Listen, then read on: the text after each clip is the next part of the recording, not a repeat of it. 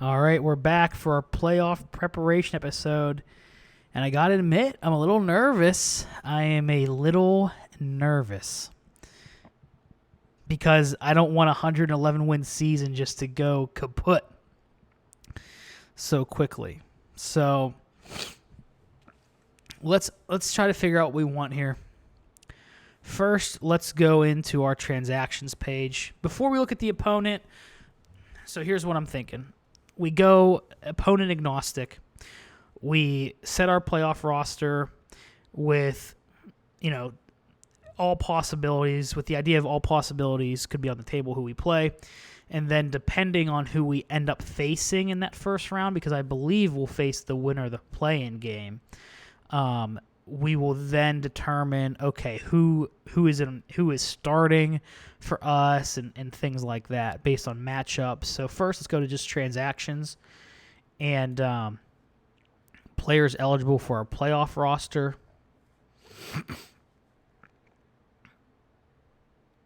We should probably finish today. And our playoff roster has 26 players on it here. Okay, let's bring up our 40-man roster just to see if there's any differences there. So, okay. Kalenic, that makes sense. He's on our playoff roster. Hayes is on our playoff roster. That's good. Pache is. Rosarena is.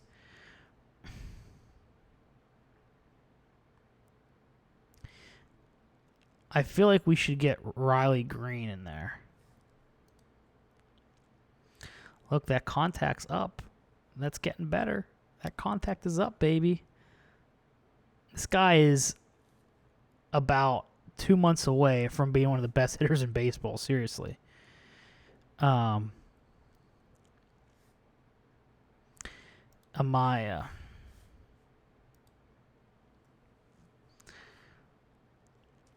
I can't remember what this is the downside of being a Pirates fan. I can't remember what the rules are for players that are injured. I think you can only take that off of like playoff eligible for playoff roster if someone gets hurt. But I feel like even in, that's the thing. I'm 90% sure that's it.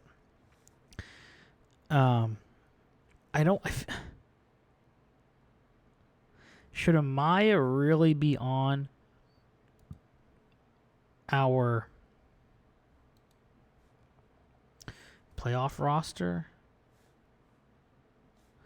Okay, so let's see. Jimenez is on. That makes sense. Nolan Jones is on. That makes sense. Should Gorman be on there? I think Green makes it before Gorman. But if we're looking at third baseman, I don't know why he's on there.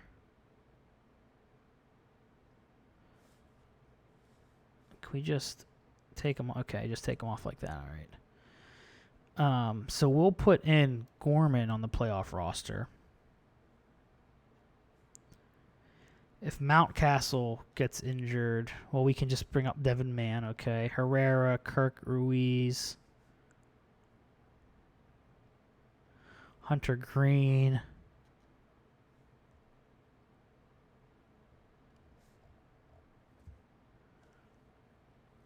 Okay. How did Hunter Green pitch? .2 WAR. High whip, high walks. Better leave that off. Relievers are fine. Jordan Guerrero. It's okay, he's not on. Okay, so I'm pretty happy with that. The only thing I'm having trouble with is I feel like the Riley Green should be in our playoff roster. Now, we're kind of thin up the middle if that's the case. That really hurts our flexibility on the infield in terms of like pinch hitting because Jones can't play like second or short. Gorman can't play second or short. Brujan can play both. I believe Jimenez can play both as well. Yep, he can. But then that's it. There's no one else that could jump in there and play. And we're kind of outfield heavy. But the obvious answer is to get Amaya out of there. True dirt dog. Love that. True dirt dog, doing all the little things it takes to help the team win. But he hasn't played well at the MLB level. All right, we're gonna take him off the, and we're gonna substitute Riley Green in there. Okay. Update all of our lineups here. Okay, that's pretty much what I figured would be the case. Who would be on it, everything, etc., etc. Pitching-wise, I think it's standard to do 3-man rotation once you get to the playoffs. So our 3 men are Josiah Gray and Aaron Nola. You could probably pencil them in. And then Tanner Houck, as opposed to Simeon Woods Richardson. Houck pitched well this year. Simeon Woods Richardson, though, is on fire right now. Led the major league in ERA, or led the league in ERA and home runs per 9, and he's on fire. So I'm not sure about that. That position might be up for grabs, but Gray and Nola being the first two and the 1-2 punch, not a surprise. Not a surprise whatsoever. So we'll set up the bullpen there. Okay, everything stays the same. Our bullpen is good. It's freaking good. Do we need all these arms? Could we get rid of... We have a bunch of righties. Canley. I don't want to get rid of anybody, though. But can we get rid of one and keep Amaya in the lineup? But everyone has, like, their purpose, I feel like. Dennis Santana may be the... But I'd rather have more pitchers than more hitters, I think. I don't know. This is what happens when you're a Pirates fan. You don't know how to manage in the postseason. So that being agnostic, that's what we're opponent agnostic. That's how we're gonna set things up. Now let's go ahead and look at the playoff coverage. And if we go to the playoff tree, so yeah, we're going to play the winner of the Padres or the Braves. So let's simulate that. Okay, we have some against the Braves. We have our series against the Braves. How did we do in the regular season against them? And I'm sure there's an easier way to do what I'm about to do, but screw it. So let's see, the Braves, when did we play them first?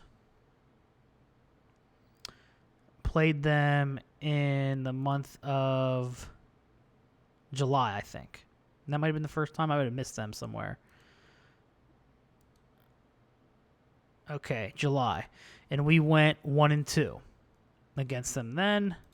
August, we went 2-1, so 3-3 against them in overall. Then did we play them again at all? We did not. So 3-3 on the season against the Braves, which scares me because that sets up to be like a 5-game series here. So, okay, let's go ahead and just check out their team real quick. First, let's see if we can find anything from the standings page. Expanded standings. Let's see the Braves here. 138 plus 138 run differential. All right. Played well home and away, but so did we. Extra inning games, they did not do well. We did do well. That I don't know if I should feel good about that or feel like that might regress. 1-run games are 26-23. We were 38-17. Pre-All-Star. So post-All-Star break, they had a great run. We had an even better one. Okay, they hit lefties pretty well. They hit righties pretty well. They're coming in winning 9-1. Let me just see. Either way, they're hitting. I was going to do win percentage against lefties and righties, but let's be real. They're hitting well against both of them. Okay. So now let's go down here and transfer the Braves lineup and see what they have. The usual suspects, what you'd think.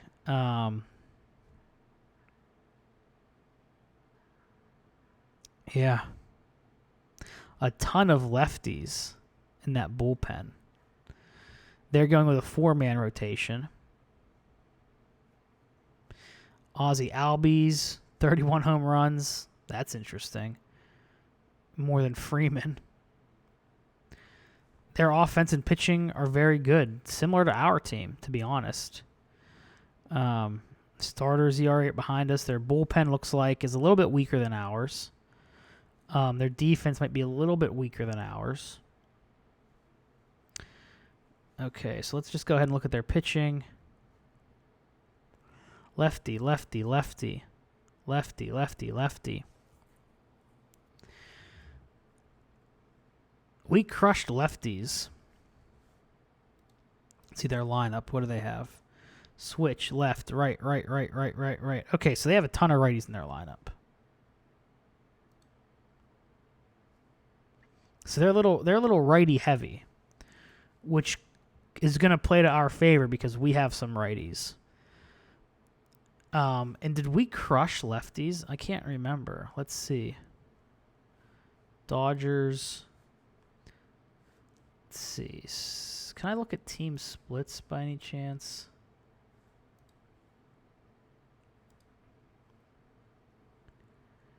Let's see. Yeah, versus lefties. Let's see that.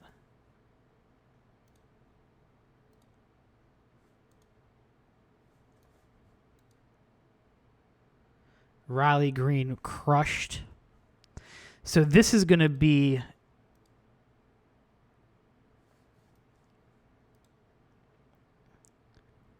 This will be a big pinch hit battle here. Riley Green with whoever comes in that bullpen from them. Kalenic hit really well. Hayes hit well against lefties.